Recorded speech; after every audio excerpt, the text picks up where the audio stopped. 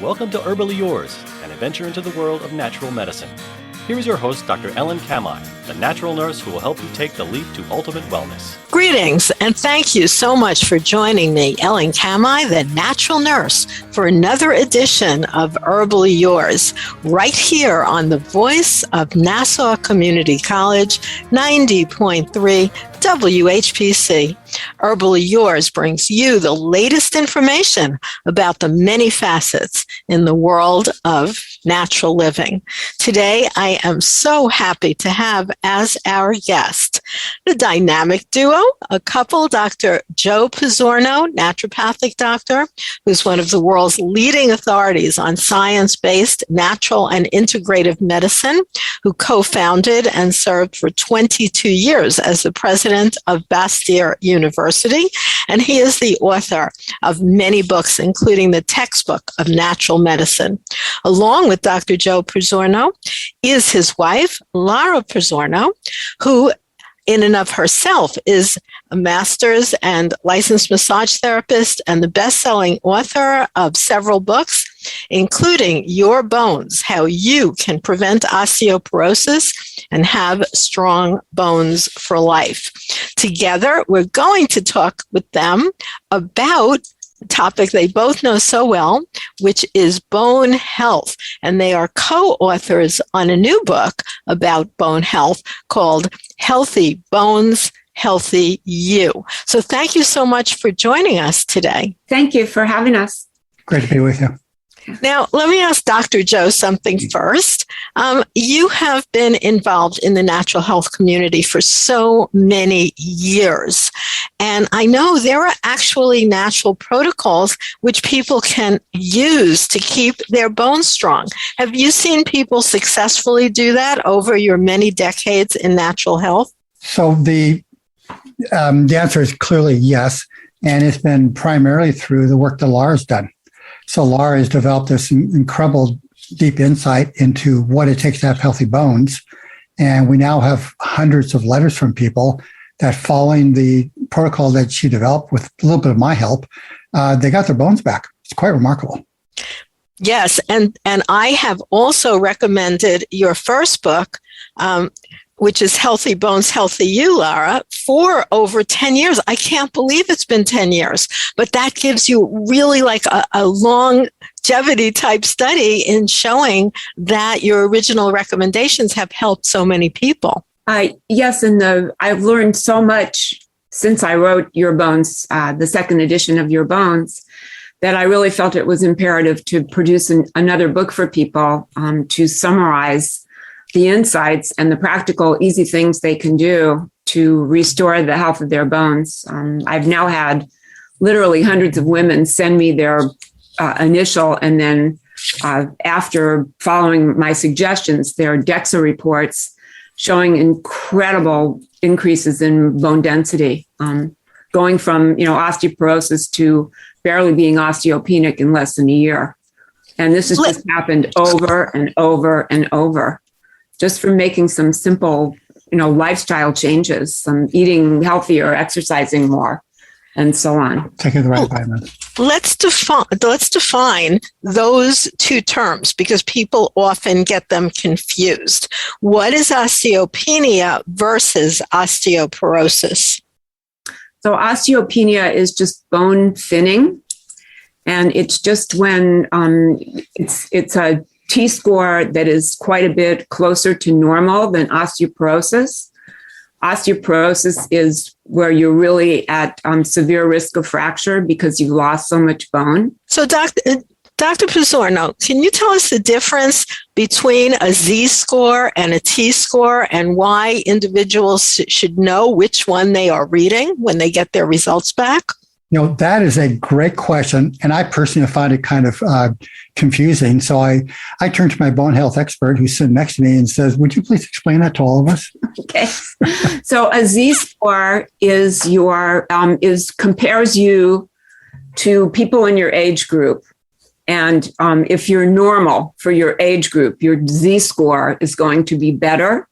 If you're worse than people in your age group, your Z-score is going to be worse. But your Z-score just compares you to people who are your age. And in the United States, anybody who's postmenopausal has a 1 in 2 chance of having osteoporosis. So having a Z-score that tells you that you're like other people in your age group is not very comforting. What you need to look at is your T-score. Your T-score compares you to healthy young women, premenopausal women with, healthy bones. And you want to be close to that. So, Elle, I'd like to add to that. And this is one of my great concerns. So much of our definition today of what is normal is what is seen in other people in the population. The problem is our normal population is very unhealthy. We suffer the highest burden of chronic disease in every age group ever in human history. There's something seriously wrong. So using something like a Z-score where you're comparing yourself to other people who are unhealthy doesn't make much sense to me. That's why I think the T-score is so much more important, because it gives you an absolute evaluation of just how good are your bones. And the belief that, well, people get older, they lose bones, so I should compare myself to other people who lose bones. No. People get older, they should not get sicker. We should just continue to take care of ourselves.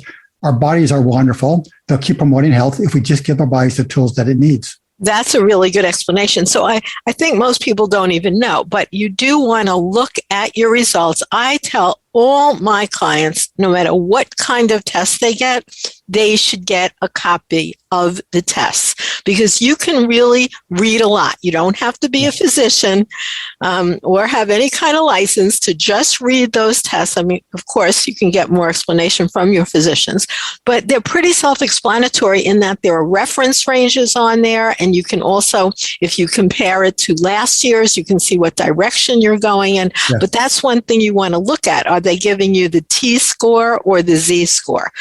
And thanks for explaining the difference between those two. Yeah, most DEXA reports provide both a Z-score and a T-score, but I don't even bother to look at the Z-score. It's not helpful. Okay, so let's say someone has been told that they have osteoporosis. As you both know, the very next thing is going to come a prescription for one of the many pharmaceuticals that are now on the market. Yeah, and that's not going to fix the problem. Not get the job done. No, each of the different types of medications has its own drawbacks, but the ones that are most frequently prescribed are the bisphosphonates, like Fosamax or Boniva. And what these drugs do is they prevent normal bone remodeling. They destroy a type of cell inside your bones called osteoclasts who's responsible for removing old damaged bone. So they poison those cells, so you can't remove old damaged bone. So what may happen is you go back in for your DEXA the following year and you've lost less bone because you didn't remove any, including bone that you really needed to remove. If you don't take out the old bone, you can't replace it with new healthy bone. So that's why after a few years, people taking the bisphosphonate drugs have fractures, because their bones, while the bone mineral density is there, the quality of the bone that is there is very unhealthy. And so you step off a curb and your hip breaks. So that's not the way to deal with it. You have to, as Joe would always tells his medical students, you have to diagnose first and then treat. And there are many reasons why people lose bone mass. And virtually all of them are correctable. And they have to do with diet and lifestyle and environmental exposures, all of which can be ascertained. We have the tests now that will give us insight into what's off for a specific person. And then those things can be corrected and health restored. And not just for bone, but overall health will improve. Well, that's one of the wonderful things with natural remedies and natural interventions, and is that it will help what you're using it for, and then the other effects are that it helps other things. I have some fabulous slides about what you're talking about, Lara, that I often lecture on in terms of the decreased density of the inner part of the bones. When people are using those pharmaceuticals, actually the outside part gets thickened, so the DEXA scan reading might improve because, as you said, the old bone is not removed, but the inner matrix becomes weaker, and that's why when they do have a break, it's much more severe than it would have been had they not taken those pharmaceuticals. So I don't think those pharmaceuticals are the answer, just like, you don't. And that's what's so wonderful about your book, Healthy Bones, Healthy You. I think everyone should have that book, read it, and really, beyond the testing, start doing the scientifically proven evidence-based supports that you have in here. Ellen, that's very well said. I like to go a little further with what you're talking about.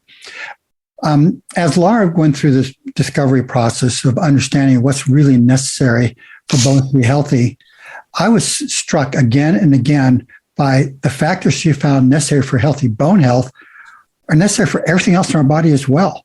So something that biochemical mechanism, you say, it's in the bone, necessary for bone deposition, that's fine. But that biochemical mechanism is used elsewhere in the body for other things. So that's why we end up changing the name of the book from Your Bones in the first edition to this new edition, which is totally rewritten, saying Healthy Bones, Healthy You, because it's true. The things we do to make healthy bones makes everything else work healthy as well, as you said. People have got to get off this belief that when they take a drug and the symptoms go away, that the drug has been curative. It's not. It just took away the symptoms. It didn't cure what's wrong with the body.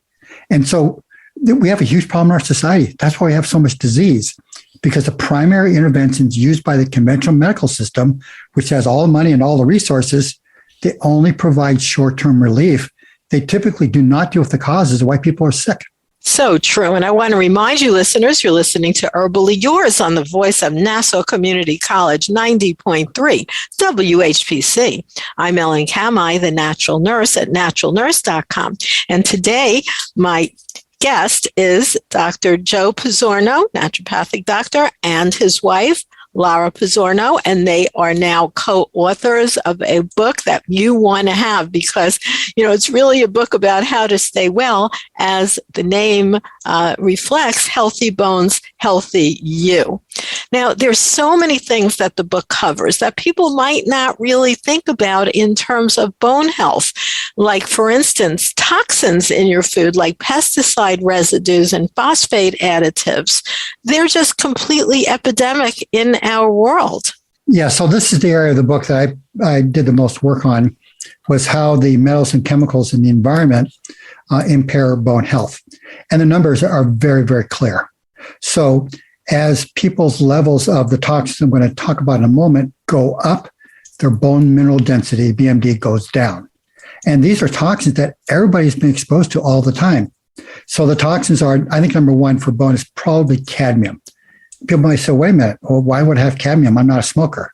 Because people who smoke have twice the cadmium levels people who don't smoke. Well, it turns out when people are eating conventionally grown foods, particularly conventionally grown soybeans, they're being grown with what are called high phosphate fertilizers that are contaminated with cadmium. So for some reason, soybeans are very efficient at absorbing that cadmium. So the more soybeans a woman eats that have been conventionally grown, the higher the cadmium levels and the lower her bone density. You see the same thing with lead. As lead goes up, bone mineral density goes down. But now here's one which may surprise people, phthalates. So phthalates are chemicals that are added to health and beauty aids, for example, to give them some of their oily characteristics. Well, as phthalate levels go up, bone mineral density goes down. Another one are the PFOAs. So these are perfluorinated substances. So every time a person cooks their food on a non-stick pan that's using these fluoride-based compounds for the non-stick factor, yes, the food doesn't stick to the pan, but the pan sticks to the food. And once again, as the levels of the perfluorinated compounds goes up in the body, bone mineral density goes down. That's just so interesting. And people will need to get the book to really read all the research that's in it. It is so science-based. This should be, in my opinion, what we do in mainstream medicine, because this is elegant. This is what the research shows, which seems to be widely ignored, unless something, increases drug sales, unfortunately, which is a shame. And my mission is to see that change while I'm still on this planet, because the evidence is certainly there. And let's talk about, because we only have not too much time left, so I want to get to some of the really important nutrients that some of them may be newer, that are in your new book that you might not even have. Everybody's heard of calcium. Calcium is a complicated story because you can't just dump in a whole bunch of calcium carbonate and think everything's going to be fine. In fact, quite the contrary. But what are some of the newer supplements? Like, let's say K2. That's an important one that many people may not have even ever heard of. Yeah, it's an extremely important nutrient for bone health. And in the studies that have come out that have suggested that taking calcium could increase your risk of a heart attack, there was no K2 ever used in any of those studies. And what K2 does is it activates the proteins that pull calcium into your bones. And it also activates the proteins that prevent calcium from depositing in soft tissues like your blood vessels or your heart or breasts or brain or kidneys. And the standard American diet provides virtually no K2. Where does it come from usually? Well, it's in some cheeses. It's also, a nutrient that has to be absorbed with fat. It's a fat-soluble nutrient. And so all the dairy products and all the products that are low-fat products prevent you from absorbing K2. Even though it's in some cheeses, if you're getting low-fat cheeses or low-fat yogurt, you're not going to get any K2. What about regular yogurt? If it's organically, if it's yogurt derived from organically fed and pastured animals, it will have some K2 in it. If it's the primary source of vitamin K in the diet is oils, like salad oils, vegetable oils. But the way that they are currently processed now, the vitamin K that's in them is changed from the form in which our bodies can use it to a form in which it's no longer usable. Typically, even if we are only having vitamin K1, which is in leafy greens, when we eat a lot of them and it gets into our intestines, we have bacteria in our intestines that can convert that vitamin K1 into vitamin K2. But if the vitamin K1 is in the form that has been processed, it's not going to be able to be converted. So we've completely lost that source of converting vitamin K1 to vitamin K2. So then you really do have to have vitamin K2, and you need to take a supplement for it. Or you would have to eat several pounds of, organic cheese every day, full fat cheeses. So if people were going to use a supplement for K2, is there something they should look for? We can't name brands on this show, but sometimes there's a form that people can focus on. Yes, you want it's called the MK7 form of vitamin K2. The MK stands for menaquinone. And what that means is it's a long chain form of vitamin K. And the type of menaquinone that's available as a supplement, there are two of them. One is MK4 and the other one is MK7. MK4 doesn't stick around in the body very long. It's used, it goes into triglycerides and it's very quickly eliminated from your body. Whereas MK7 goes into cholesterol and it remains in the body for 3 or 4 days. So if you're regularly taking MK7, you always have a good supply of vitamin K2 available to activate those proteins that'll put that calcium where you want it to go and prevent it from depositing where you don't want it. Well, that sounds like it makes sense. What are some of the other things people can do? Because they do need to look at their diet. They do need to look at a array of supplements that might be really helpful unless you get those nutrients from your diet. And what about exercise? Yeah, that's what I was thinking when you were saying that. What else can you do? Just move. Move around for load bearing. Ideally an hour every day. Find some form of exercise that you enjoy and do it for an hour every day. Dance around your house. I really like Pilates, and I like bar 3. And I've taped videos of those exercises adapted for people with bone health concerns.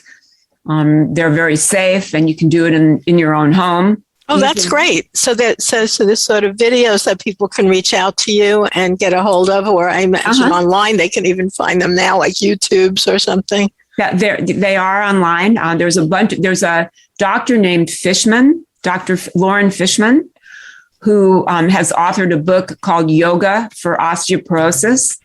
And you can search that online, and you can find the yoga poses that he has used. He's at Columbia. He's used them for several years, and he's documented that they improve bone mineral density. He has a certification course, which I have taken. I'm certified in his treatment protocol for osteoporosis. These are very safe, simple exercises. They're easy to find online. They're easy to do at your house, just in your living room on the floor, on a carpet or a mat. And if they're done every day, they will help.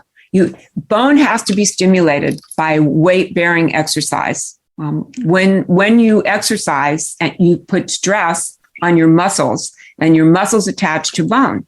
And when that stress occurs, your cells in your bone are awakened that help you build new bone. And if you don't exercise, that awakening doesn't happen. That's why, astronauts go into space and they lose bone mineral density, because there's no gravity, there's no exercise that their muscles are stretching against and pulling on their bones. We have to exercise. Human beings are made to move. So, what is the best? Now, I have a link, here, so people can easily find your book, your exciting new book that is so packed with information, Healthy Bones, Healthy You. But what other place would be best for people to know about, to reach out to find these things that you have available? Well, if I'm allowed to say where I work on a Facebook community called the AlgaCal community. Okay. It's online. All my videos are there. I answer questions there. I've taped exercise videos there. I've taped probably about 40 lectures now on various questions that people have asked about bone health, things that they wanted more information about or didn't understand. I've explained many lab tests there, how to interpret your DEXA report. I go through a DEXA report and I explain what each little part means and how to know what it's telling you, and also many other things. So that's available online. So a place to find that would be AlgaCal Community? It's a Facebook community. Okay, so for those people, a lot of people are jumping off Facebook, but there's still millions of people on there. So that would be a good place to see some of these videos and exercise and talk about various ways to get K2, which is a difficult thing to find in your diet. And, the right kind of vitamin D. How do we feel about vitamin D? Do we need to take that, or can we just go out in the sun? Most people need to take it. They've done research even on young people in Hawaii who were not using sunscreen, out in the sun for at least 25 to 35 hours every week. And many of them were still vitamin D insufficient. So there are a lot of potential genetic issues about vitamin D, as well as just sun exposure issues. So I think the only way to know if you have adequate vitamin D is to have your blood level of vitamin D checked. And that's a test that should be covered by your insurance. It's a test for 25-OHD, which is the form in which vitamin D circulates in your bloodstream. And you want your result to be between 60 and 80 nanograms per milliliter, which is higher than you're going to see in a lot of the research, but it's what the current research is showing is necessary, not just for bone health, but for a healthy immune system, which we all certainly need to support in this day and age. Okay, well, I want to thank you guys so much for being our guests today. It's wonderful to have two of you on. It sounded clear as a bell. We had with us today both Lara Pizzorno and Dr. Joseph Pizzorno, naturopathic physician, and we're talking about their new book, which is a wonderful reference that you can just have in your home. Find about the toxins hiding in your food and in your home. You don't even know all these things sneak in, and it has to do with bone health.